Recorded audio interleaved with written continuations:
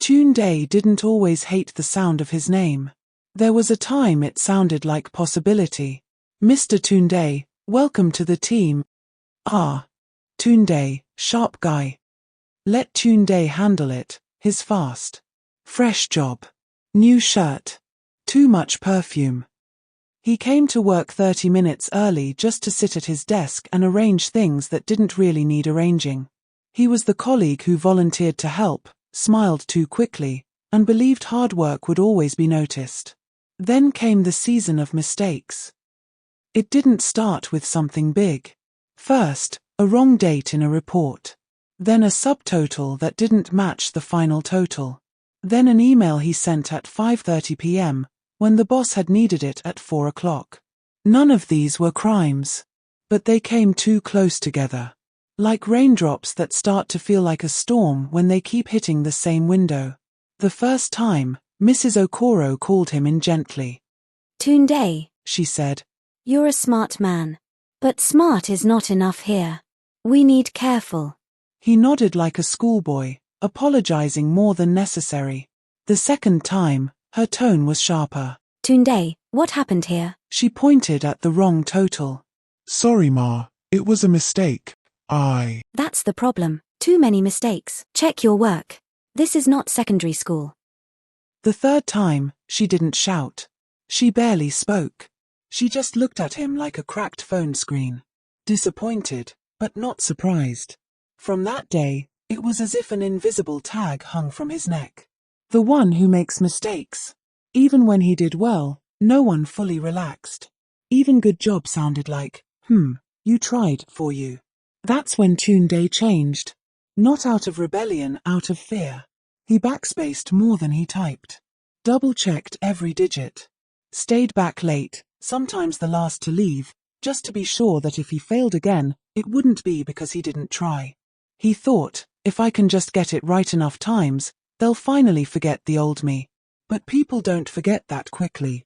Especially when they are stressed, tired, and overloaded. Like his boss, Mrs. Okoro. A boss with her own load. If Tunde was a story of quiet fear, Mrs. Okoro was a story of quiet pressure. She'd worked hard to get where she was. Long nights, skipped holidays, being the last to leave while her children slept at home. She wasn't wicked. She was tired. Tired of cleaning up errors. Tired of being blamed from the top when things went wrong at the bottom. In her mind, there were two types of staff. Those she could trust, and those she had to keep an eye on. After that season of errors, Tunde quietly moved from the first group into the second. So even as he changed, her mind did not. Her memory held on to the late email, the wrong figures, that embarrassing correction in front of a client. Her brain used that as a shortcut. Tunde equals risky, and when the brain finds a shortcut, it keeps using it. Even when the road has already been repaired. One Tuesday morning, after Lagos traffic had already drained him, Tunde sat at his desk and whispered a prayer. Lord, please, I don't want to see red today.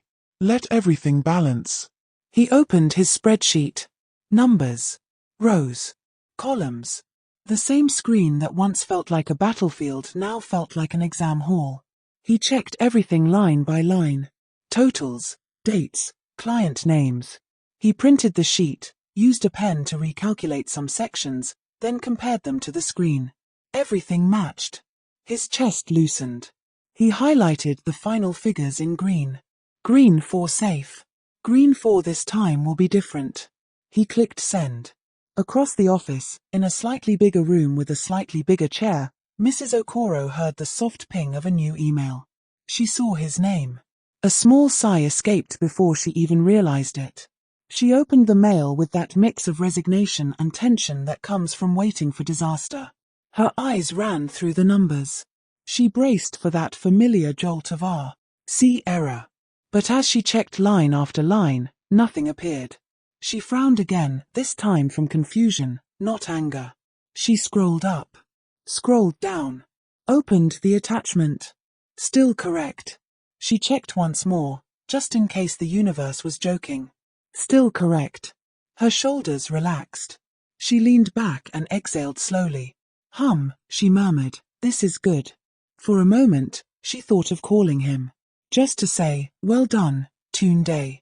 Then her phone buzzed. Another message. Another request. Another problem. The thought, "I should encourage him," quietly slipped away. She closed the email and moved to the next one. His excellence passed like a whisper in a noisy market, spoken, but swallowed by the noise. Later that day, Tunde walked past her office, holding a file. His heart always beat a little faster near that door, like it remembered what his mind was trying to forget. Tunde. Her voice called. He stopped. His fingers tightened on the file. Part of him wanted to run. Part of him wanted to pretend he didn't hear. But he turned, walked to the door, and stood there half respectful, half afraid. Good afternoon, Ma. He greeted. She didn't answer immediately. She just looked at him, like someone measuring cloth in their head. The figures for the afternoon report, She said. Are you sure you checked them well? Her tone was flat, but the question wasn't innocent. Underneath it, he heard. I still don't trust you. I still remember those mistakes. I'm waiting to see if you've changed, or if this is just luck.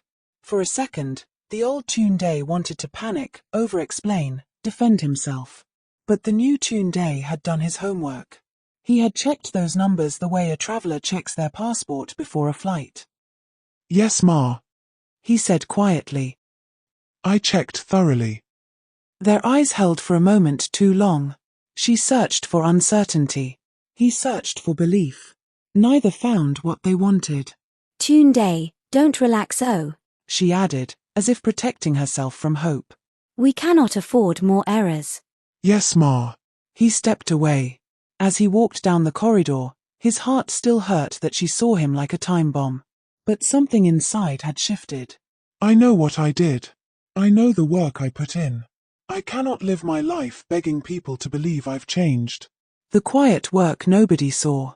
When the office emptied and the fluorescent lights hummed over quiet desks, Tunde stayed behind. Not because anyone asked him. Not because he wanted to impress anyone. But because he had started something he didn't want to abandon.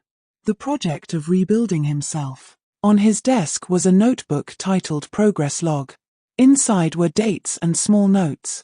Double-checked report. Found one tiny error before sending. Corrected it.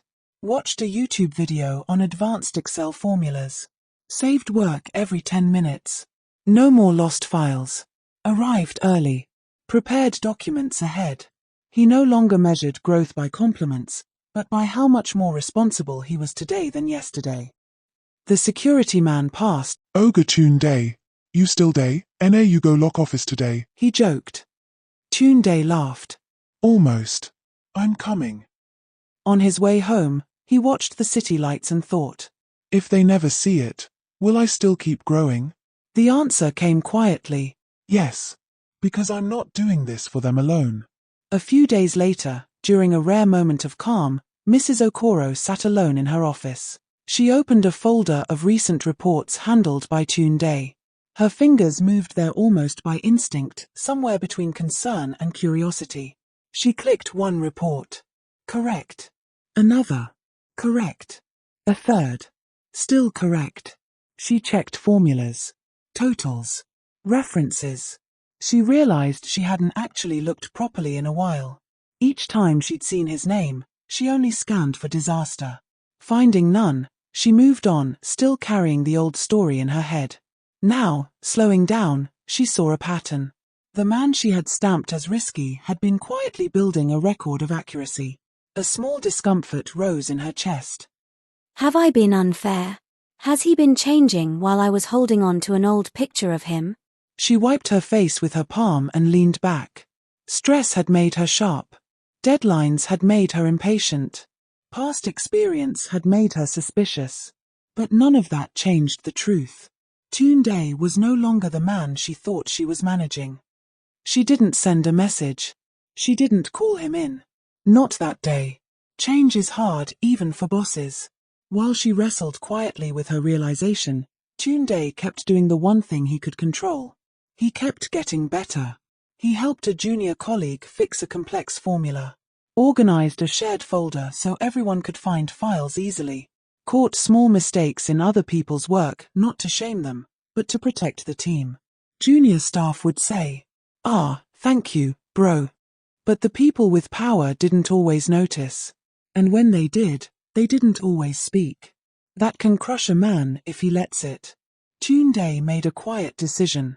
If they see, glory to God. If they don't, I will still grow. I won't live my life decorating myself for their approval. One Thursday, a big deadline loomed over the whole department. This wasn't just any report. It was the kind that traveled above Mrs. Okoro's level, to people who didn't know Tunde's name but would feel it if anything went wrong. The team stayed late. Screens glowed like little moons. Coffee cups multiplied. Printers complained. In the middle of that chaos, something changed. People kept calling. "Tunde, please help me check this. Tunde, quick one, how did you link these sheets?" He helped, fast, accurate, calm. From her office, Mrs. Okoro watched, frowning slightly as she saw how naturally everyone now moved towards the same man she had been labeling fragile. The final report, built on tired eyes and shaky hands, passed through Tunde last. He checked it like a surgeon checking instruments. "Okay," he said. "We're good." The report was sent. The next day, an email came from higher up. "Excellent work on the report. Very clean. Very detailed. Well done to the team." Everyone relaxed. Some clapped. Some joked. Some discussed weekend plans. But Mrs. Okoro did something else. She looked at the last edited by history. Again and again, at the final stage, one name appeared. Tunde. She sat quietly, feeling a mix of gratitude and guilt. He's been holding this department quietly, she thought. And I've been treating him like a walking error. Recognition arrives late. But it arrives. That afternoon, she called him. Tunde, please come. He entered, shoulders instinctively tense. He was used to criticism traveling faster than praise. Her voice was softer this time. She paused, searching for the right words, fighting her pride. You've been doing well, she said finally. Very well. Tunde blinked slowly. He hadn't expected that sentence. I checked your recent reports. The deadline project. You've improved a lot. And I haven't really said anything. There was confession in her eyes now, not just authority. I'm sorry for being so hard on you, she added. I let your past mistakes define how I saw you, even when you had moved on from them. Silence sat between them. Not heavy, healing. He didn't launch into complaints. He didn't remind her of all the times she'd been harsh. He simply nodded. Thank you, Ma, he said gently. I appreciate that, a lot. Inside, relief washed over him, not because he suddenly became valuable, but because the weight of being misunderstood finally began to lift. He walked out of her office that day taller. Not in height, but in peace. Here's what nobody tells you. Sometimes, the people who are late to see your growth aren't wicked, they're human. Busy. Stressed. Fogged by their own fears and experiences. You won't always hear. I see your effort. I'm proud of you. As quickly as you deserve. You might spend months, even years, doing better. While people relate to the old you in their memory, if your growth depends on their applause, you'll be crushed. Applause is slow. Recognition is late. Fairness is not guaranteed. But there is something you can control. That you don't stop growing. That you don't break yourself trying to prove, until you forget who you are. So if you've ever been like Tunde, judged by old mistakes, over-scrutinized, underpraised, remember this. People may be slow to update the version of you in their mind. They may still see old software, not realizing you've installed a new system. But keep updating. Keep patching. Keep strengthening. Let your excellence speak. Even if it whispers for a long time before anyone listens. Because one day, even slow eyes will finally see what you've been building, in silence. And even if they don't, you will still be standing. Stronger, wiser, better. Not because they clapped, but because you refused to settle for less than what you were created to become.